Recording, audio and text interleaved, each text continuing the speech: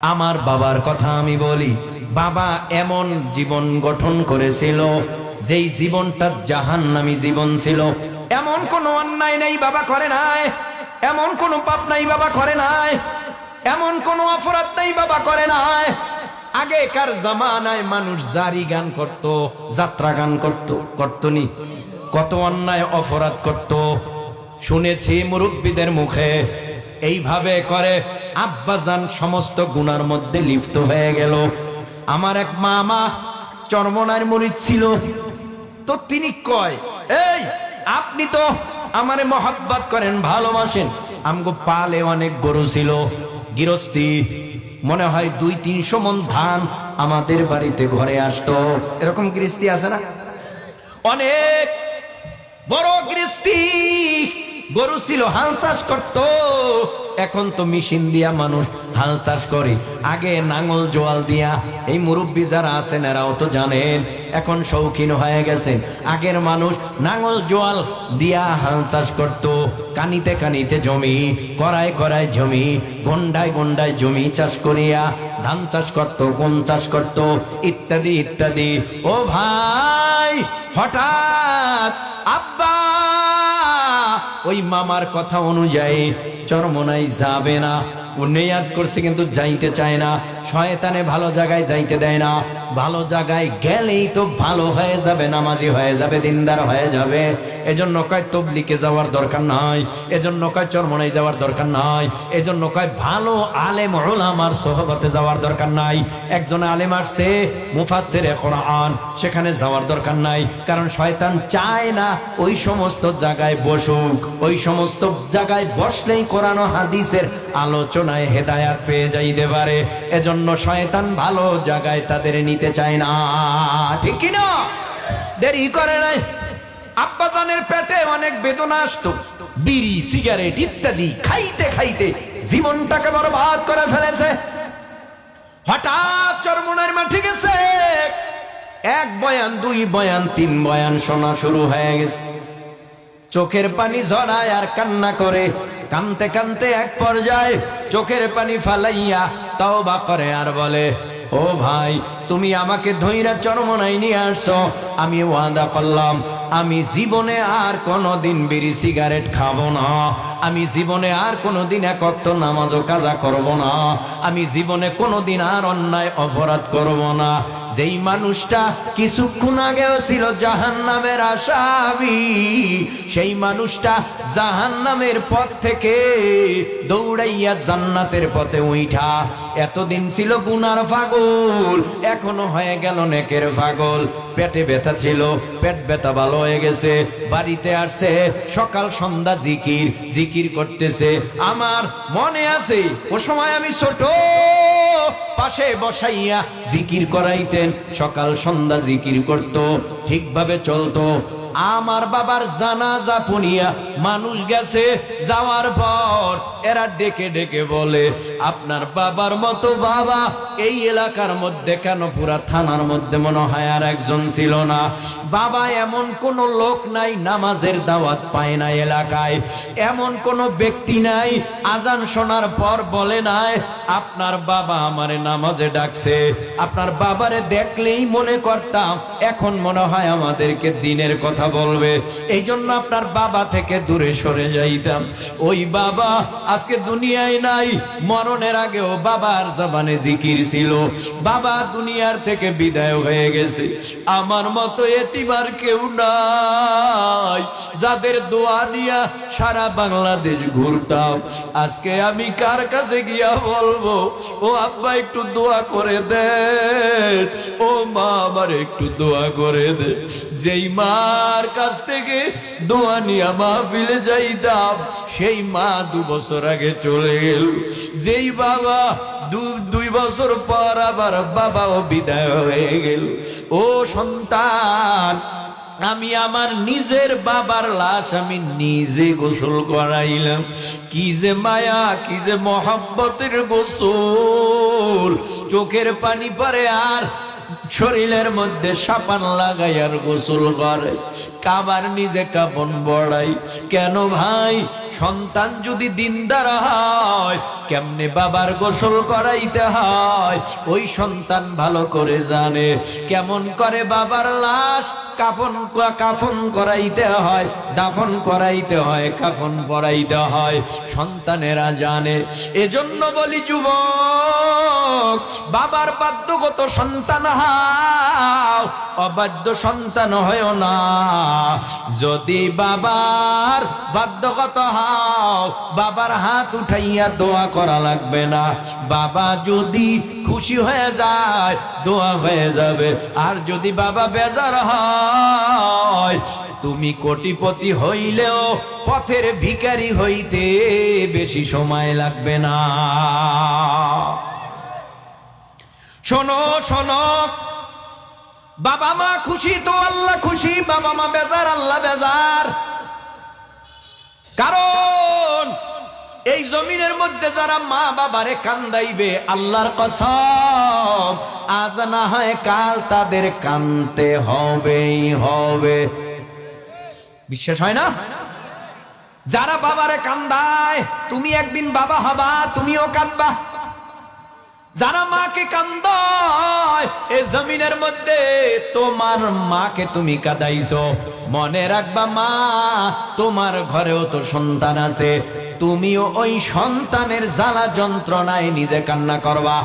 ঘর থেকে সন্তান বাবারে মাকে ধাক্কাইয়া বের করে দেয়, এমন একটা সময় আসবে তুমি তো তোমার মা বাবারে গাড় ধাক্কাইয়া ঘর থেকে বের করে দিছো, এমন একটা সময় আসবে তোমার গলায় তোমার ছেলেরা ছুরি চালাইবে, চাকু চালাইবে, বেতের আঘাত কইরা এরপরে তোরে ঘর থেকে তাড়ায় দেবে, বলবে এই ঘরে তোর জায়গা হবে না। অনেক প্রমাণ সমাজে দেখবেন, যারা মা বাবার খেদমত করে না, মা বাবারে ভালোবাসে না, মা বাবাকে ইজ্জত করে না, ওই সন্তান এই জমিনের মধ্যে শান্তিতে নাই। তারা এই জমিনের মধ্যে সবচাইতে বেশি উচ্ছৃঙ্খল। মালি হাদাল কিতাবি লা ইউগাদিরু সাগীরাতাও ওয়ালা কাবীরাতান ইল্লা আহসাহা।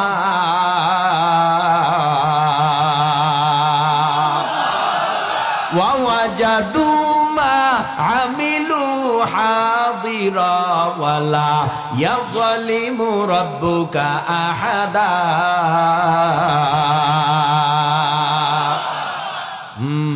এবার বুঝা গেছে, ঠিক আছে, তাহলে আলোচনা শুরু করা যায়, ঠিক না? এবার বলেন, মোহাব্বতে জিব্বা নাড়ায়া আমার ছোট নেক বড় নেক লিপিবদ্ধ করনেওয়ালা সাংবাদিক আছে না নাই? সাংবাদিকের নাম ফিরিস্তা।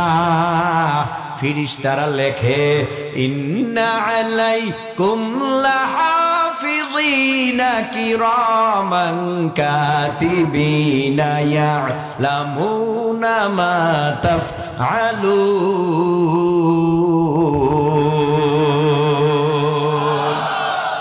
দুই কাঁধে দুইজন সাংবাদিক আছে, সহকারী আরো 19 জন লিপিবদ্ধ করতেছে। ছোট গুনাহ লিখতেছে, বড় গুনাহ লিখতেছে, ছোট পাপ লিখতেছে, বড় পাপ লিখতেছে। অন্তরে কি কল্পনা জল্পনা হয় তাও লিপিবদ্ধ হয়। তার মানে অন্তর থেকেও গুনার আবির্ভাব হয়, চোখের থেকেও গুনার আবির্ভাব হয়, জবানের থেকেও গুনার আবির্ভাব হয়, কানের থেকেও গুনার আবির্ভাব হয়, হাত পা অঙ্গ প্রত্যঙ্গ সব জায়গার থেকেই গুনার আবির্ভাব হয়। আল্লাহ পাক বলেন, তোমার ছোট বড় জাহিরি বাতিনি গোপনী প্রকাশ্য সব লিপিবদ্ধ হয়। তোমার অন্তরে অন্তরে যদি নেক করার বাসনা থাকে তাও তোমার আমলনামায় নেক হয়। গুনার বাসনা করলে গুনাহ হয় না ততক্ষণ পর্যন্ত যতক্ষণ পর্যন্ত বান্দা বান্দি গুনার কাজটা না করে, ততক্ষণ পর্যন্ত তার আমলনামায় গুনাহ লেখা হয় না। আর নেকের নিয়ত করার সাথে সাথে আমার আল্লাহ আমল ডবায় একটা নেক লিখে দেয়। ও ভাই আর ডানে বামে নয়, ও যুবক, ও তরুণ, ও কিশোর, পর্দার অন্তরালার মা, ও দাড়ি পাকা চুল পাকা মুরব্বী বাবা, একটু জিহ্বা নাড়াইয়া উঁচু আওয়াজে বলো, পবিত্র কোরআনুল কারীম এটা কার কিতাব? আরো জোরে বলেন। আল্লাহর কিতাবে ভুল আছে, সন্দেহ আছে, কথাটা আমার না আল্লাহর। যালিকাল কিতাবু লা রাইবা ফীহি হুদাল লিল মুত্তাকিন।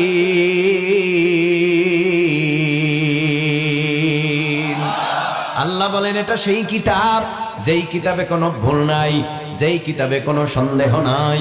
আল্লাহ বলেন এই কিতাব মুত্তাকিদের জন্য হলো হেদায়েত। মুত্তাকি কারা? ইত্তাকুল্লাহ, যারা আল্লাহকে ভয় করে তাদেরকেই মুত্তাকি বলা হয়। এ যুব সমাজ, এই কোরআন যে আল্লাহর, এই কোরআনটা যে আল্লাহর, আমরা মানি।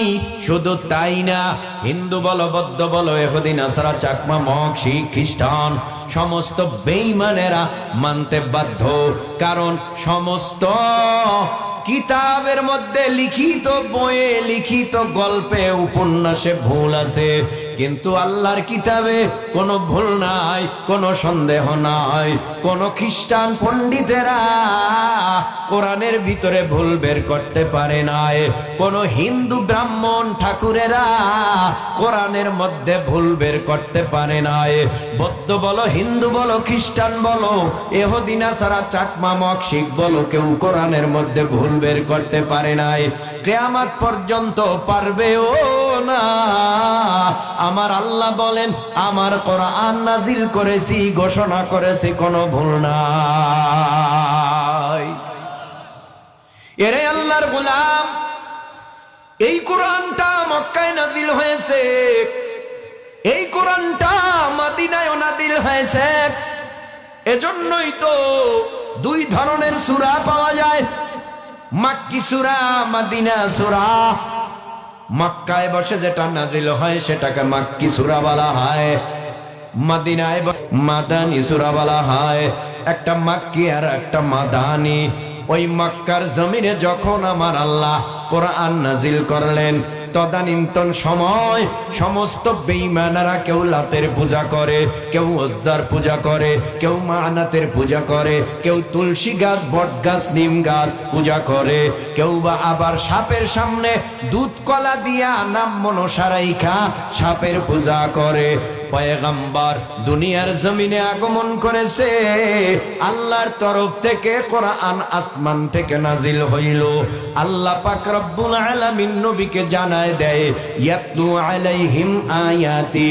পয়গম্বর কোরআনের তেলাওয়াত কইরা, তরজমা কইরা, ব্যাখ্যা কইরা, তাফসীর কইরা জাহান্নামী মানুষদেরকে দাওয়াত দেন, বেঈমানওয়ালাদেরকে দাওয়াত দেন, যারা দুনিয়ার জমিনে লাত, মানাত, উজ্জার পূজা করে, এক আল্লাহর দিকে তাদের ডাকেন।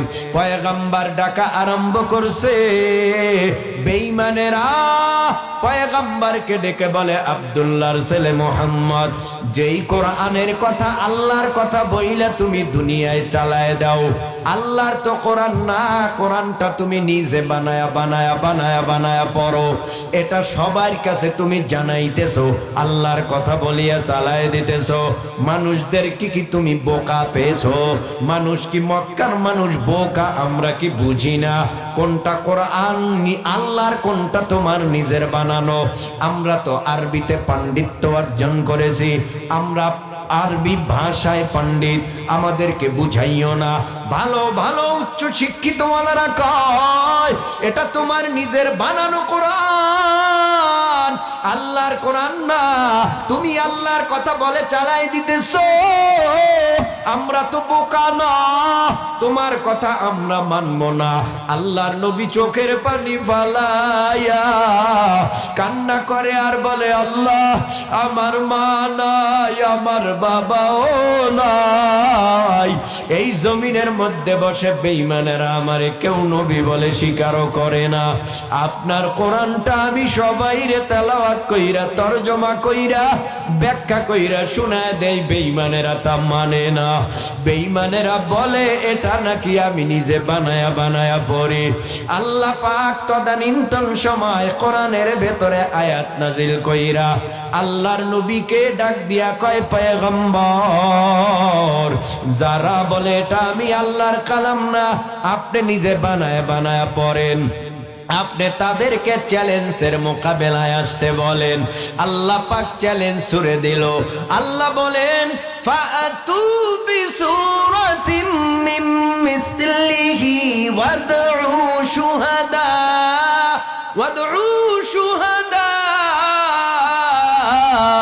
শুহাদাআকুম মিন দুনিল্লাহি ইন কুনতুম সাদিকিন।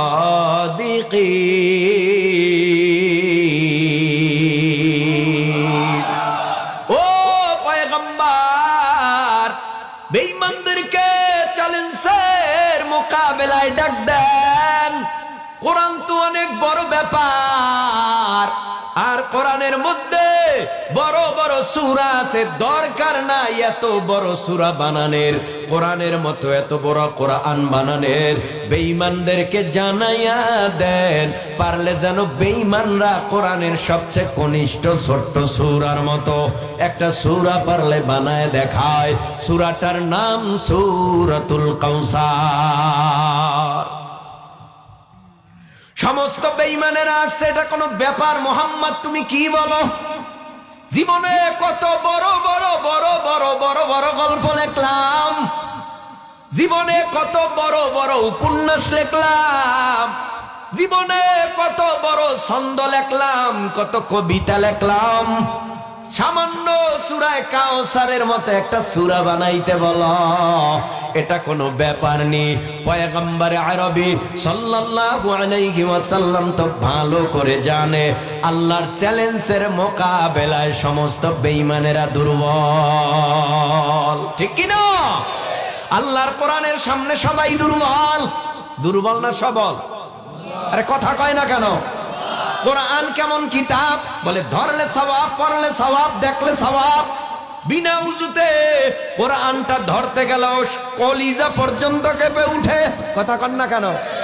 বিনা উজুতে কোরআন ধরতে গেলে কলিজা কেঁপে উঠে। আবার এই কোরআনটা হাত থেকে যদি নিজের অজান্তে পড়িয়া যায়, মনে হয় যেন আসমান ভাইয়া মাথায় পড়ছে। কথা কন না কেন?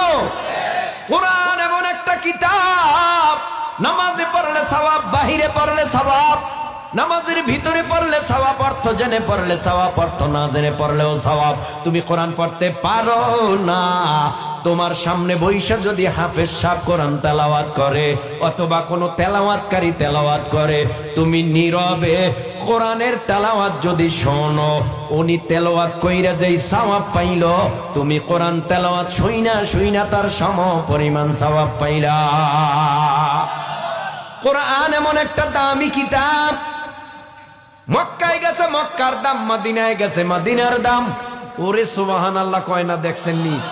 আরে আওয়াজ দুর্বল হইছে কেন? আরো জোরে বলেন। এখনো এখনো এখনো এখনো বন্ধ জবান। সুবহানাল্লাহর দাম কি বুঝে? এত ওয়াজ শুনছে, কালো দাড়ি পাকায় বালাইছে, একবার সুবহানাল্লাহ বললে কমপক্ষে তার আমল নামায় 70 থেকে 101 হয়। মোটামুটি বুঝছে, নেকের মূল্য তো বুঝে না। সাহাবা একরাম বলে, পয়গম্বর নেকের দাম কি, মূল্য কি? নবী কয়, উহুদ পাহাড় স্বর্ণ হলে দাম কি বলো? এই ঘাটাইলের মুসলমান, ঠিক আছে তো? এবার ঠিক আছে। এ ঘাটাইলের মুসলমান বলেন উঁচু আওয়াজে জিব্বা নাড়ায়া, পুরা ঘাটাইল থানার লোক একত্রিত হইয়া ক্যালকুলেটর কম্পিউটারে যদি হিসাব মিলান, উহুদ পাহাড় সব স্বর্ণের হলে যেই দাম, এটার হিসাব আমি অঙ্ক বের করব, কত টাকা, কত মিলিয়ন বিলিয়ন। পারা যাবে? কে ঘাটাইলে এত মানুষ, হিসাব কি মিলাইতে পারবেন না? কেন পারবেন না? ও উহুদ পাহাড় স্বর্ণের হলে যেই দাম, এটা দুনিয়ার কোন জিনিসের এত দাম নাই। সুবহানাল্লাহ কন্নাকা, এটা মিলানো সম্ভব না হিসাব। নবী কয় উহুদ পাহাড় সব স্বর্ণের হলে যেই দাম। ও সাহাবা একরাম, ও আমার উম্মতেরা, আমার উম্মতের ছোট্ট একটা নেকির দামের চেয়ে আরো বেশি বড়। সুবহানাল্লাহ। দেখেন তো আপনার ডাইনে বামে তাকায় কি কয় না, এটা গাফেল, এটা কপাল ভরা, এটা নেমক হারাম, এটা সবচাইতে বড় আল্লাহর দুশমন। সুবহানাল্লাহ কয় না, সুবহানাল্লাহ কয় না। জোরে কোন সুবহানাল্লাহ। আস্তে আস্তে কওয়ার টাইম নেই আজকে, জোরে কইতে হইব। কোন সুবহানাল্লাহ। আপনারা কি বিরক্ত? আমগো এত বারে বারে কয় কারে ভাই, বারে বারে যদি শরীয়তে আইন থাকতো বেতের লাঠি লইয়া ওয়াজ করবা। শরীয়তে যদি এমন আইন হইতো যে বেতের লাঠি লইয়া ওয়াজ করবা, যেটা রাস্তায় ঘুরবে পিটাইয়া পিটাইয়া প্যান্ডেলে ঢুকাইয়া ওয়াজ শোনাও, তো আইন হইলে তো পিটাইয়া ঘর থেকে আইনে হলেও কোরআনের বয়ান শোনাইয়া তার অপবিত্র আত্মাকে পবিত্র বানাবার ফিকিরে ওলামায়ে কেরাম নেমে যেত। শরীয়ত তো সেই আইন দেয় না। আর যারা বসছেন তাদেরকে তো ছাড় দেওয়া হবে না। যারা বসছেন তারা তো অন্তত পক্ষে আপনার জবানটা খুলে আল্লাহর নামের জিকির করবেন, যতবার সওয়াব হবে ততবার। রাগ করবেন না। আমি মেহমান, আপনারা মেজবান। মেহমানের সাথে হাসি খুশি থাকবেন। কিন্তু আপনাদের চেহারা দেখলে আমার মনে হয় আমার সাথে কত লেনদেনে ঠকছেন আপনারা, কত জায়গা জমি নিয়ে ঝামেলা। কারণ মুখে হাসি নেই, অন্ধর হইয়া আছেন, অন্ধর। হাসি খুশি নেই। হাসি খুশি থাকলে কি ঝামেলা না সওয়াব? হ্যাঁ, একটু মুস্কি হাসবেন, মিসকি হাসি দিলে সওয়াব হবে। নবীর সুন্নাত, সুবহানাল্লাহ। এক সুন্নাত জিন্দা করবেন, 100 শহীদের সওয়াব পাবেন। ভাইরা আমার, সওয়াবের দরকার। যাক, সুবহানাল্লাহ একবার বললে কমপক্ষে 70 থেকে 101। আর আপনার আমার নামে জান্নাতের মধ্যে একটা গাছ রোপণ করা হয়। সুবহানাল্লাহ। কি গাছ কয়? ফলের গাছ। দুনিয়ার জমিনে আম গাছে জাম হয়, কাঁঠাল গাছে লিচু হয়, কলা গাছে আমড়া হয়, আপেল গাছে আনার হয়, হয়নি? দুনিয়ার নিয়ম, আম গাছে আম, জাম গাছে জাম। কিন্তু জান্নাতের মধ্যে এমন একটা গাছ আমার আপনার নামে আমার আল্লাহ রেজিস্ট্রেশন করে দেয়, দলিল করে দেয়। ওই জান্নাতের একটা গাছের মধ্যে 70 রকমের ফল হবে। একটা ফলের মধ্যে আবার 70 রকমের মজা হবে। যেমন দুনিয়ায় আম খাইলে আমের মজা পাই, জাম খাইলে জামের মজা পাই, কাঁঠালের মজা কাঁঠালে, কিন্তু জান্নাতের মধ্যে একটা ফলের ভিতরে 70 রকমের মজা। গাছটা এত বড়, নবী কয় যে পালের ঘোড়া, যে ঘোড়াটা বেশি দৌড়াতে পারে, এই 500 বছর যদি এই গাছের ছায়া 500 বছর যদি দৌড়ায়, এই গাছ অতিক্রম করার চেষ্টা করে, এই গাছের ঠাল পালা এত বিস্তার করে, বলে 500 বছর তেজে শিয়াল ঘোড়া দৌড়াইয়াও গাছের ডালপালা অতিক্রম করতে পারবে না। কাদের জন্য এই গাছ? সুবহানাল্লাহ বলনেওয়ালার জন্য, সুবহানাল্লাহ বলনেওয়ালার জন্য। যারা বলেন না তারা কিন্তু মুসিবতে পড়বেন। খাইবে আর একজনে, লোল ফালাইবেন আপনি, আপনি লোল ফালাইবেন। জীবনে করলাম কি? আরে যদি সুবহানাল্লাহ কইতাম বেশি বেশি। আরে ভাই, কোটিপতির থেকেও অতি তাড়াতাড়ি রিস্কাওয়ালা জান্নাতে যাবে, ভ্যানওয়ালা জান্নাতে যাবে, ঠেলাওয়ালা জান্নাতে যাবে, দিনমজুরওয়ালা জান্নাতে যাবে। কারণ তার ভিতরে আল্লাহর জিকির ছিল, তার ভিতরে আল্লাহর ভয় ছিল, তার ভিতরে 24টা ঘন্টা আল্লাহকে নিয়ে ফিকির ছিল। তাই তো কোটি কোটি টাকার মালিক, হিসাব দিতে দিতে 500 বছর লাগবে, আর এই 500 বছর আগে গরিব মানুষ জান্নাতের মেহমান হয়ে যাবে। তো ভয় কিসের? আপনি গরিব মানুষ, এত ভয় কি, এত চিন্তা কি?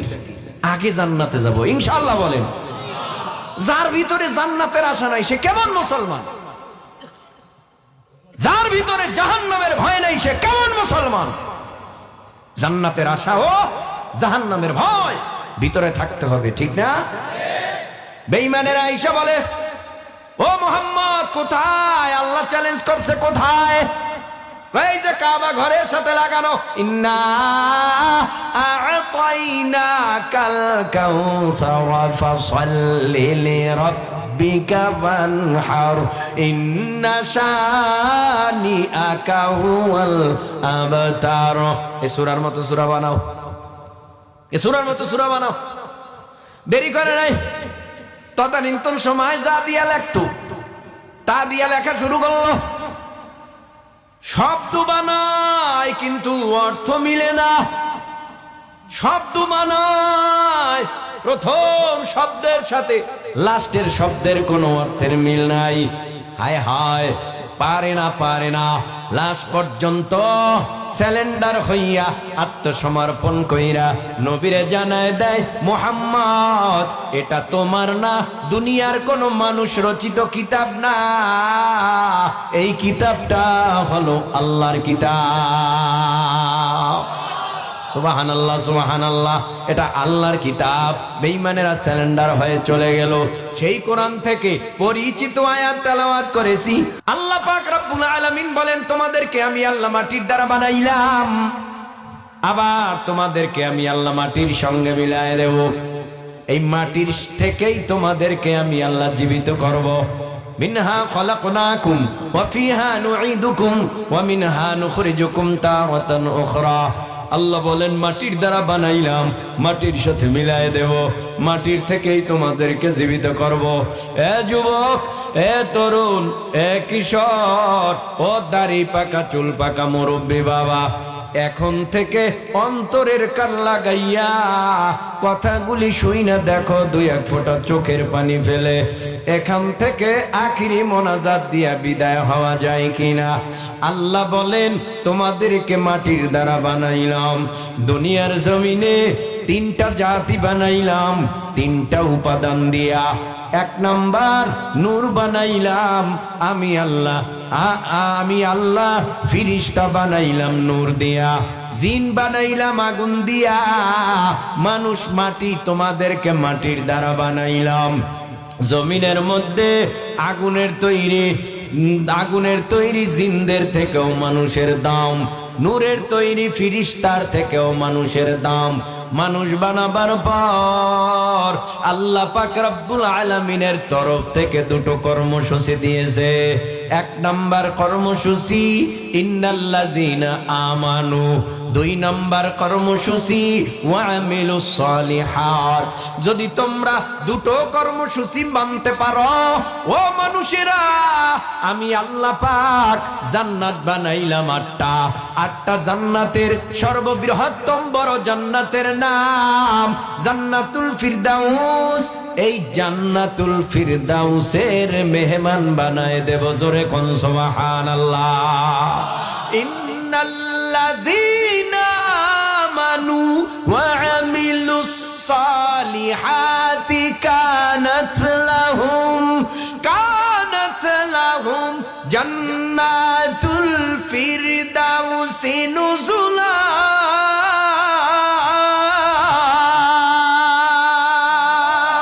খালিদিনা ফিহা লা ইয়াবগুনা আনহা হিওয়ালা।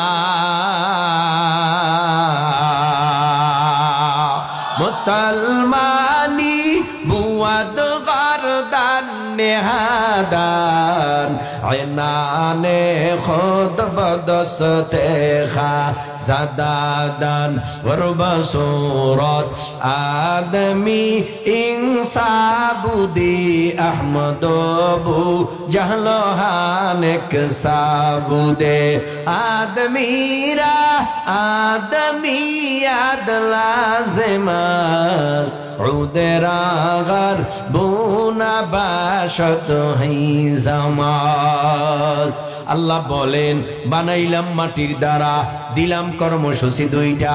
এক নাম্বার, ইন্নাল্লাযীনা আমানু, নিশ্চয়ই ঈমান আনার পর, ওয়া আমিলুস সালিহাত, যারা নেক আমল করবে, আল্লাহ বলেন তাদের জন্য সাজায় রাখলাম জান্নাতুল ফিরদাউস। ওই জান্নাতের ভিতরে একবার ঢুকলে আর কোনোদিন তারে বের করা হবে না। এরে আল্লাহর গোলাম, এক নম্বর কর্মসূচির নাম ঈমান। দুনিয়ার মধ্যে যত মুসলমান সবাই ঈমানদার, আর মুসলমান ছাড়া যত বেঈমানওয়ালা বেঈমান আছে, যারা ঈমান আনে না, সবাই আল্লাহর দুশমন, বেঈমানওয়ালা বেঈমান। যারা আল্লাহ মানে না, নবী মানে না। এ যুব সমাজ ও মুরব্বী, একটু জিহ্বা নাড়াইয়া উঁচু আওয়াজে বলো, আমগো আল্লাহ আছে না নাই?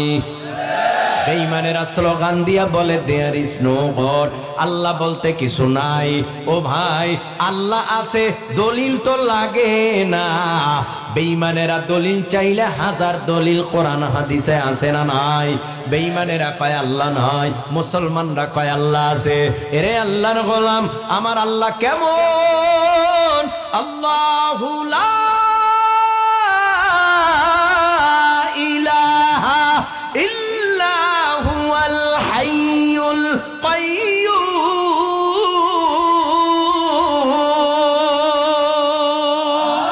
লা তাখুযুহু সিনাতুন ওয়ালা নাওম। আল্লাহ চিরঞ্জীব, আল্লাহ চিরস্থায়ী।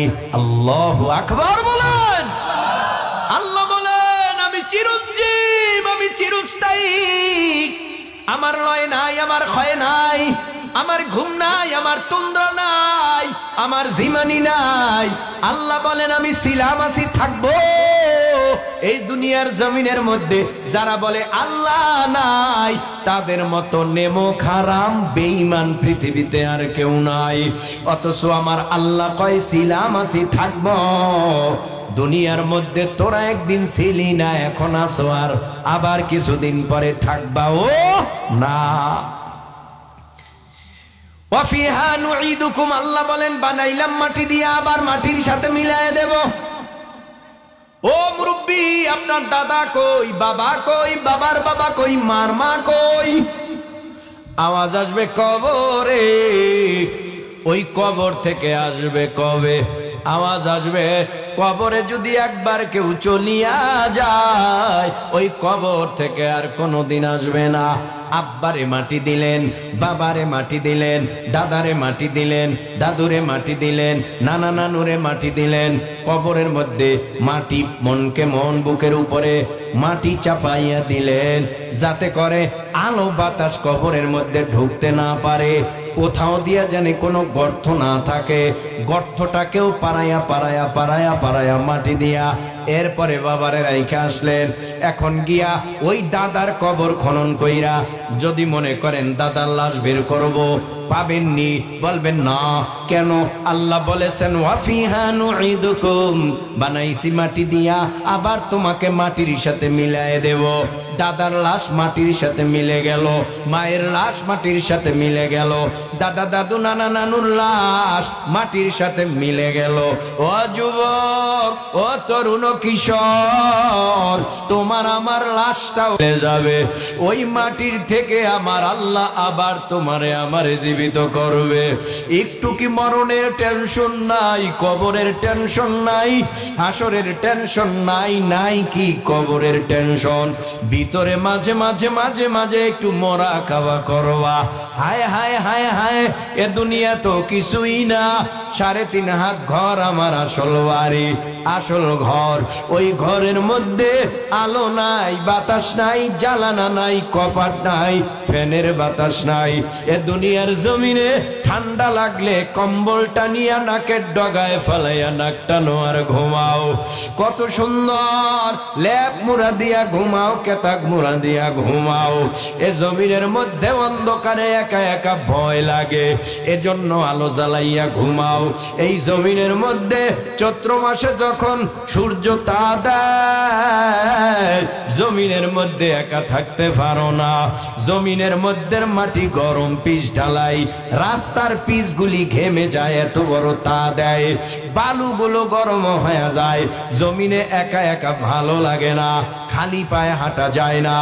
এত গাছে ভরা, এত পাহাড়, এত পর্বত, এত ঘর বাড়ি, এত দালান কোঠা, এত ঠান্ডা হাওয়া আর বাতাস, এরপরেও জমিনে গরমে থাকতে পারো না।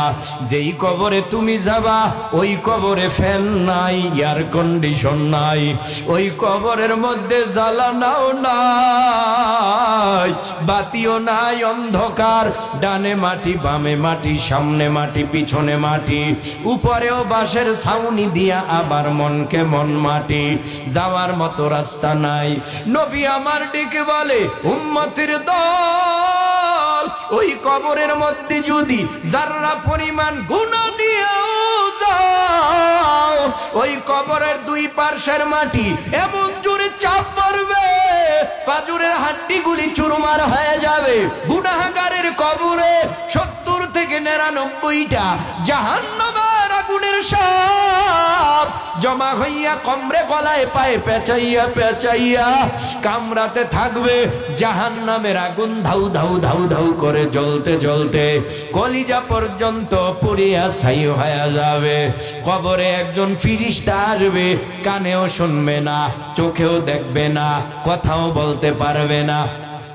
কি ব্যাপার, কানে শুনবে না কেন? কানে শুনলেই তো আত্মচিৎকার, পিটাইবে, কাঁদবে, চিল্লাবে, ভাই মারিস না। কানে শুনলে তো মায়া লাগবে, এই জন্য বয়রা করে পাঠাবে। চোখে দেখবে না, কারণ চোখে দেখলেই তো দেখার পরে কান্না করবে, মায়া লাগবে। চোখে দেখাবে না, কথা বাক শক্তি দেবে না, কথায় কথায় কথায় কথায় মায়া লাগে। কষ্ট হইতেছে, কথায় কথায় মায়া লাগে। এজন্য বোবা অন্ধ বধির করে আল্লাহ জমিনে পাঠাবে, ওই কবরে পাঠাবে, এত পিটাবে, তারপরেও ওই কবর থেকে আর ভেগে যাওয়ার রাস্তা নাই, আযাব বন্ধ হবে না। ও যুব সমাজ, তরুণ, ও কিশোর, ও মুরব্বী বাবা, নেককার হইয়া যদি মরণের বিছানায় পড়িয়া যান, ছেলেরে বলবেন, এই তাড়াতাড়ি গোসল করাও না কেন, এই তাড়াতাড়ি কাফন পরাও না কেন, তাড়াতাড়ি আমারে কবরে রাখো না কেন।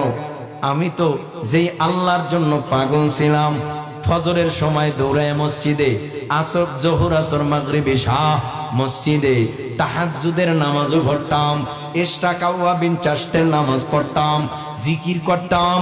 তাড়াতাড়ি করে আমারে গোসল করাইয়া, কাপন পড়াইয়া, জানাজা দিয়া তাড়াতাড়ি কবরের ভিতরে রাখ। তোরা দেখো না আমার কবরটা কবর নাই, আল্লাহ জান্নাতের বাগান বানায় দিছে। ও ভাই, আমার কথা আমি বলি, রাগ করবেন না, বুঝাবার জন্য বলি। আপনি ভাগ্যবান সন্তান, আর আপনি অনেক দামি বাবার সন্তান। আপনার বাবা আপনাকে দিয়া ধন্য। যদি আপনি বাবার জানাজা পড়ায়া থাকেন, আপনার মা আপনাকে দিয়া ধন্য।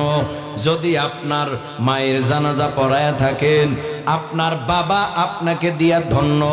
যদি আপনি নিজে বাবার মরণের গোসলটা, লাশটা সামনে নিয়া ডোলে ডোলে সুন্দর করে সুন্নাত তরিকায় যত্ন সহকারে লাশটা গোসল করাইতে পারেন, ও ভাই আপনি ধন্য।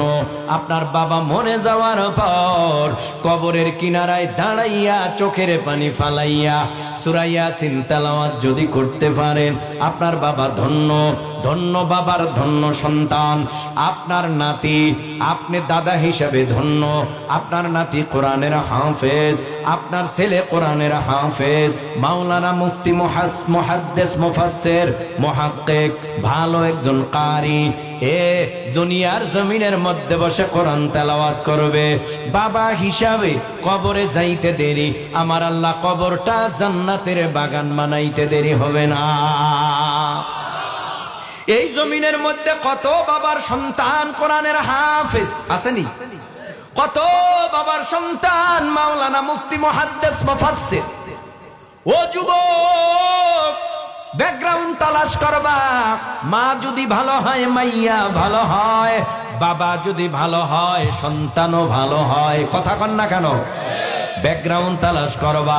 বাবা যদি নামাজি হয় তো দেখবেন ঘরটা পুরো নামাজি হয়ে যায়। মা যদি নামাজি হয়, ছেলে মেয়েরাও ঘরের সবাই নামাজি হয়। বাস্তব না অবাস্তব? ভাইরা আমার, নবী আমার জান্নাতুল বাকি কবরস্থানে হাজির হয়ে গেছে। কষ্ট হয়? শুনাইতাম, হাদিসটা শুনাইতাম। কবরস্থানে হাজির হয়ে গেছে। কবরস্থানে হাজির হইয়া নবীর নিয়ম অনুযায়ী নবী কবর জিয়ারত করতেছে। পয়গম্বর আরবি ডেকে বলে, ও উপস্থিত সাহাবা একরাম, তোমরা কি জানো এই কবরটা কার? কয়, না নবী, জানি না। নবী বলে, এই কবরে ভীষণ আযাব হয়, কবরে জাহান্নামের আগুন ধাউ ধাউ করে জ্বলে, কবরে জাহান্নামের সাপ বিচ্ছু জড়ায় ধরছে, কবরের মধ্যে ফেরেশতারা গুর্জ দিয়ে পিটায়। নবী আমার ডেকে বলে, কবরটা কার জানো না? কয়, না। সারা মদিনায় এলান করে দাও, এই জান্নাতুল বাকি কবরস্থানে যাদের কবর, সবাই যেন আয়েশা কবরের কিনারায় দাঁড়াইয়া সবাই যেন আয়েশা হাজির হয়ে যায়। আমি নবী দেখতে চাই এই কবরটা কার এবং এই কবরওয়ালার কে দুনিয়ায় জীবিত আছে। নবী এই কথা বলে আল্লাহর কাছে দোয়া করে, আল্লাহ গো, এই কবরের আযাব মাফ করে দাও। কার মার পুত এই কবরে ঘুমায় রইছে জানি না। নবী তো মুস্তাজাবুদ দাওয়াত, নবী দোয়া করলে কি হয়? আরে কথা কয় না কেন? নবী দোয়া করলে দোয়া কি হয়? দোয়া কবুল হয়। কিন্তু না না না, এত কান্নাকাটি করে, এত দোয়া করে, দোয়া কবুল হয় না। হঠাৎ মায়ার নবীর পবিত্র সিনা মোবারকটা কবরের সাথে লাগায় দিয়া কয়, আল্লাহ, আমার এই সিনা তো পবিত্র, পবিত্র সিনার উসিলায় তুমি কবরের আযাব মাফ করো। কারণ নবীর উম্মতের কবরে আযাব হবে, এটা নবী তাকায় দেখবে, হতে পারে না। মায়ার নবী নিজে সিনা মোবারক লাগায় দিয়া কয়, আল্লাহ, কবরের আযাব মাফ করে দাও। কবরের আযাব মাফ হয় না। নবী আমার ডেকে বলে, সবাই রে এলান করে দাও। এলান হয়ে গেল। যার যার কবরের কিনারায় এলান শুইনা সবাই চলে আসলো। যেই কবরে আযাব হয়, এই কবরের কিনারায় আজও কাউরে দেখা যায় না। রাহমাতুল লিল আলামিন চিন্তায় পড়ে গেলেন, এই কবর বাসিন্দার আপনজন কি দুনিয়ায় কেউ নাই? হঠাৎ করে নবী নজর করে তাকায় দেখে, বহু দূর দূর দূর থেকে একটা কোমর বাঁকা বয়স্কা মহিলা হাতের মধ্যে লাঠি নিয়া দূর থেকে আসতেছে। হাঁটতে পারে না, আস্তে আস্তে কদম কদম কদম কদম বাড়াইতেছে। রাহমাতুল লিল আলামিন দৌড়াইয়া সামনে গিয়া মাকে ধইরা আস্তে আস্তে আস্তে আস্তে জান্নাতুল বাকি কবরস্থানের কাছে নিয়ে আসলেন। নবী সাইরা দিলেন, দেখবে কোন কবরের কিনারায় যায়। যাইতে যাইতে যাইতে যাইতে এই মা, বৃদ্ধা মা, যাইতে যাইতে যেই কবরে আযাব হয়, এই কবরের কিনারায় গিয়া দাঁড়ায় গেছে। নবী বলে, এটা কার কবর মা? এবার মা ডাক দিয়া খায়, ও পয়গম্বর, এটা হলো আমার 10 মাস 10 দিন গর্ভ ধারণ করা, 2 বছর 2.5 বছর বুকের দুগ্ধ পান করা সন্তানের কবর, আমার একমাত্র ছেলের কবর। ও পয়গম্বর, কেন? কয়, আপনার ছেলের কবরে ভীষণ আযাব হয়, সাপে জড়ায় ধরছে, কবরের মধ্যে ফেরেশতারা গুর্জা দিয়া পিটায়, ধাউ ধাউ ধাউ ধাউ ধাউ ধাউ করে জাহান্নামের আগুন জ্বলিয়া আপনার ছেলের কলিজা ভুরিয়া যায়। বলে, তাই বলে হয়? কয়, আলহামদুলিল্লাহ আলহামদুলিল্লাহ আলহামদুলিল্লাহ। ও মা, আপনি খুশি হইলেন কেন? আলহামদুলিল্লাহ কেন বলেন? ও পয়গম্বর, আমি খুশি হওয়ার কারণ আমার মতো গুনাহগারের দোয়া যে আল্লাহ কবুল করেছে, এই জন্য আমি আল্লাহর দরবারে শুকরিয়া আদায় করলাম। কেন, কি হইছে? কয়, হুজুর, আমি আমার ছেলের অত্যাচারে আমি বিরক্ত, আমার ছেলের অত্যাচারে আমি একেবারে ক্লান্ত হয়ে গেছি। অল্প বয়সে কোমরটারে পিটাইয়া পিটাইয়া বাঁকা বানায়া দিয়েছি। আমার শরীরে বেতের আঘাতের দাগ এখনো যায় নাই, আমার শরীরটা ব্যথা। অল্প বয়সে ও পয়গম্বর, স্বামী হারায় ফেলেছিলাম, বিধবা, বিয়াও করি না। এই ছেলের মুখের দিকে তাকাইয়া এই ছেলে আমারে মারছে, গোপনে আমি লজ্জায় কান্না করেছি আর বলেছি, আল্লাহ যেই ছেলের আমি 10 মাস 10 দিন পেটে বোঝা বইলাম, ওই ছেলে এখন আমার মুখের দিকে তাকায়া কথা কয়, আমারে ধমক দেয়, আমার শরীরে আঘাত করে। আল্লাহ, লজ্জায় সহ্য করতে পারি না। আমার আগে যদি ওর মরণ হয়, ওরে তুমি জাহান্নামের আসামি বানায়া দিও, কবরে আযাব দিও, যাতে করে আমার কষ্ট না হয়। দুনিয়ায় আযাব দিলে দেখলে ছেলে হিসাবে কষ্ট, মা হিসাবে কষ্ট পেতে পারি, কবরের মধ্যে আটকায়া আযাব দিলে হয়তো আমি দেখব না, আমার মা হিসাবে কষ্ট লাগবে না। রহমাতুল লিল আলামিন বলে, আপনার ছেলেরে আপনি মাফ কইরা দেন। মা ডেকে বলে, ও পয়গম্বর, আরো যদি অন্য কোনো কথা থাকে সেটা আমারে বলেন, কিন্তু মাফের কথা আমি শুনতে চাই না। আমি মাফ করব না, করব না, করব না, করব না, আমি মাফ করব না। এবার সন্তানের মা ডাক দিয়া গায়, নবী অন্য কথা থাকলে বলেন। নবী কয় না, আমার উম্মত, এজন্য আমার মায়া লাগে। আপনার ছেলে হিসাবে তো আপনার আরো বেশি মায়া লাগার কথা। কয় না, অত মায়া আমার ভিতরে এখন আর নাই। যেই ছেলে মেয়ে মা বাবার কথা স্মরণ করিয়া মা বাবাকে কষ্ট দেয়, মা বাবার কথা মানে না, এরা ছেলে মেয়ে হতে পারে না। ও নবী, ও নবী, পয়গম্বর আরবি সাল্লাল্লাহু আলাইহি ওয়াসাল্লাম চোখের পানি ফালাইয়া আল্লাহর আদালতে মোনাজাতে কান্না করে আর বলে, আল্লাহ, যেই কবরে আযাব হয়, এই কবরের আযাব তার মাকে তুমি স্বচক্ষে আমার মতো দেখায় দাও। নবী দোয়া করার সাথে সাথে মা কবরের আযাব দেখতেছে। ছেলের কবরে জাহান্নামের সাপ জড়ায় পেঁচায় কামড়াইতেছে, জাহান্নামের বিচ্ছু জড়ায় ধরছি, জাহান্নামের আগুন ধাউ ধাউ ধাউ ধাউ করে জ্বলছে, জাহান্নামের ফেরেশতারা পিটায়।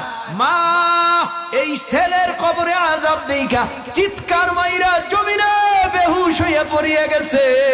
হঠাৎ হুঁশ ফিরছে। নবী বলেন, মা কি হইছে? নবী, আমি আমার ছেলের মাফ কইরা দিলাম। আমার ছেলের কবরে এত আযাব হয়, যদি আমি আগে জানতাম আমি আমার ছেলের আরো আগে মাফ কইরা দিতাম। ও আমি না বললাম আযাব হয়? নবী, আমি এত ভাবি নাই যে এত কঠিন আযাব হয়। আপনার ছেলেরে আমি আমার ছেলেরে আমি মাফ কইরা দিলাম। আল্লাহ কয়, ও রহমতের ফিরিস্তারা, আযাবের ফিরিস্তা হটাইয়া এই সন্তানের কবরের আযাব বন্ধ করিয়া কবরটা জান্নাতের বাগান বানায়া দে। তার মানে মা যেই ছেলে সন্তানের উপরে খুশি, মা বাবা খুশি, তো আল্লাহ খুশি। এ যুব সমাজ, মার সাথে বেয়াদবি করছো, আমার মনে মনে ভয় হয়, নিজের অজান্তে না জানি আমার মা আমার কথায় কষ্ট পেয়েছে, না জানি আমার বাবা আমার কথায় কষ্ট পেয়েছে। বুকের মধ্যে ব্যথা, ভালো লাগে না যদি আমার মা আমার বাবা আমার কথায় কষ্ট পাইয়া আমারে যদি মাফ না করিয়া যায়। আমি তো কবরে ধরা, হাসরে ধরা, মিজানে ধরা, পলসিরাতে ধরা। আমি যদি 14 হাত পাগড়ি বইরা জমিনের মধ্যে চলি, মা বাবা যদি আমার কথায় বেজার হয়, 14 হাতের পাগড়িতে আমার নাজাত দিতে পারবে না। তুমি জমিনের মধ্যে 5 ওয়াক্ত নামাজ পড়ো, রোজা রাখো, হজ করো, যাকাত দাও, কয়েকবার তুমি হাজি হইছ, নামের আগে টাইটেল আলহাজ। তুমি যত বড় আলহাজ হও, মা বাবাকে যদি খেদমত না করো, মা বাবাকে সম্মান না করো, তুমি হাজি হইতে পারো, তোমার মা বাবা তোমার উপরে নারাজ, যার কারণে আল্লাহ তোমার উপরে নারাজ, জান্নাতে যেতে পারবা না। এজন্য বলি, মা আছে যার জান্নাত আছে তার, বাবা আছে যার জান্নাত আছে তার। নবী আমার ডেকে বলে, উম্মতের দল, মার দিকে সুনজরে নেক নজরে একবার তাকাইবি, একটা কবুল হজের সওয়াব পাবি। সুবহানাল্লাহ, সুবহানাল্লাহ। লক্ষ লক্ষ টাকা খরচ কইরা মানুষ মক্কা মদিনায় যায়, যায়নি? আহা, হজ কবুল হইছে কয়জনের কে বলতে পারবে? গ্যারান্টি নাই। নবী কয় গ্যারান্টি যুক্ত হজ, কবুলতির হজ। মার দিকে একবার তাকাবি, 1 টাকাও খরচ লাগবে না। একটা আপেল লাগবে, কমলা লাগবে, একটা আনার লাগবে, একটা লিচু লাগবে। আল্লাহু আকবার। পীরের দরবারে যাইয়া হাজার হাজার টাকার ফল নিয়ে হাজির। পিসাব খান, ইমাম সাহেব খান। ওরে বক্তা রে, বক্তা আইছে বহু দূর থেকে, ফলের অভাব নাই, খাওনের অভাব নাই। আসেনি? কথা কয় না। কত খাওন, ওইদিকে মার খবর নাই, বাবার খবর নাই। মার খবর নাই, বাবার খবর নাই। এত হাজার হাজার টাকা খরচ কইরা পীরের দরবারে, আলেমের দরবারে নিলা, খারাপ না। তুমি নাও, ভালো জিনিস, ভালো কথা, সওয়াবের নিয়ে আইতেই তো নাও। ইমাম সাহেব খান, ওই খতিব সাহেব খান, বক্তা সাহেব খান, পীর সাহেব খান, দোয়া কইরেন। কিন্তু এদিকে মায়েরে না খাওয়াইয়া পীরেরে খাওয়াইয়া লাভ নাই। কথা কয় না কেন? মাকে না খাওয়াইয়া ইমামরে খাওয়াইয়া লাভ নাই।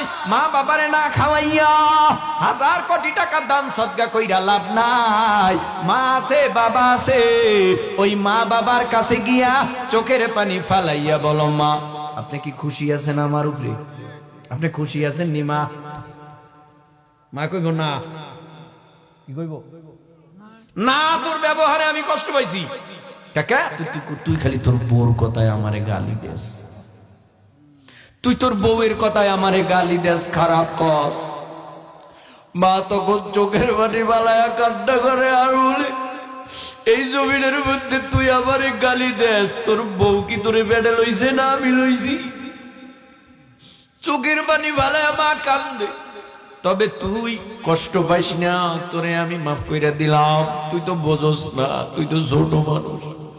দাড়ি চুল পাইকা গেল মার কাছে ছোট, দাড়ি চুল পাইকা গেল মার কাছে ছেলে হিসাবে ছোট, বাবার কাছে ছোট।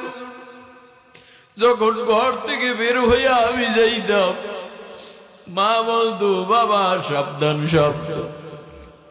মার কাছে মাথাটা নিয়ে দিতাম, বাবার কাছে মাথাটা নিয়ে দিতাম। বাবা আবার মাথায় ফু দিয়া, মা ফু দিয়া বলতো, বাবা যাও, সাবধানে যাইও, কোনো সমস্যা নাই।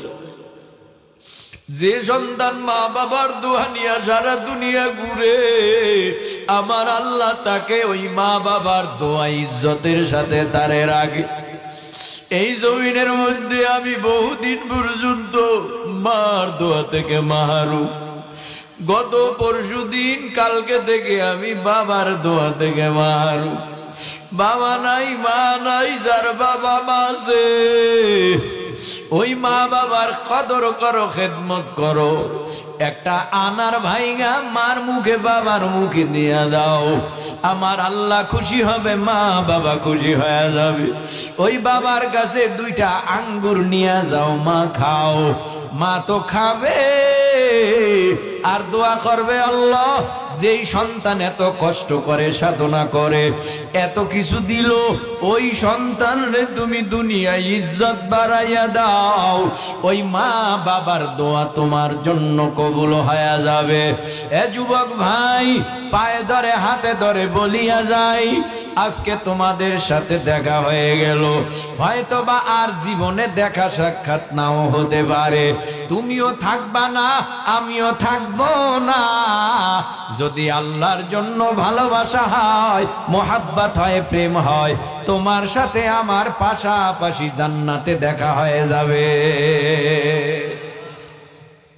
এজন্য মা মাফ করে দিয়েন, বাবা মাফ করে দিয়েন। যত বড় অন্যায়কারী ছেলে হোক, মার হাত পায়ে ধইরা মাপ চাইলে সাথে সাথে মাফ করে দেয়, ঠিক না? মাফ করে দেয়, মাফ করে দেয়। ওই মা বাবা মাফ করলে আল্লাহ করবে। নবীর দোয়াও কবুল হয় না যতক্ষণ মা তারে মাফ না করে। আল্লাহু আকবার।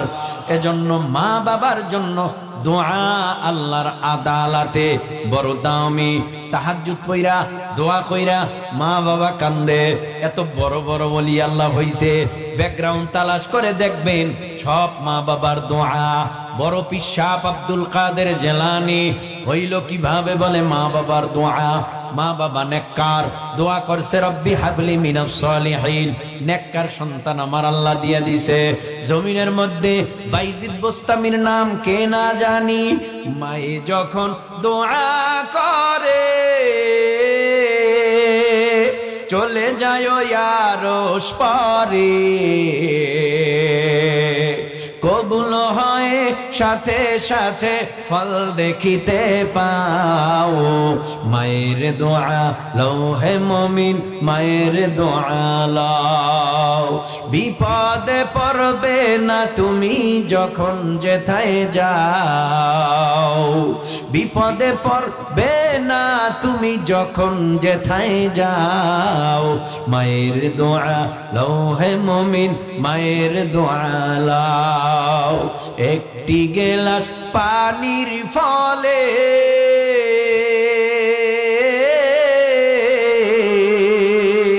মা বাইজিদের কোলে তুলে, হাত তুলে মা বলেন বাইজিদিকে ওলি বানাও। হাত তুলে মা বলেন বাইজিদিকে ওলি বানাও। মায়ের দোয়া লৌহে মুমিন, মায়ের দোয়া লও। যার কারণে বাইজিদেরই নাম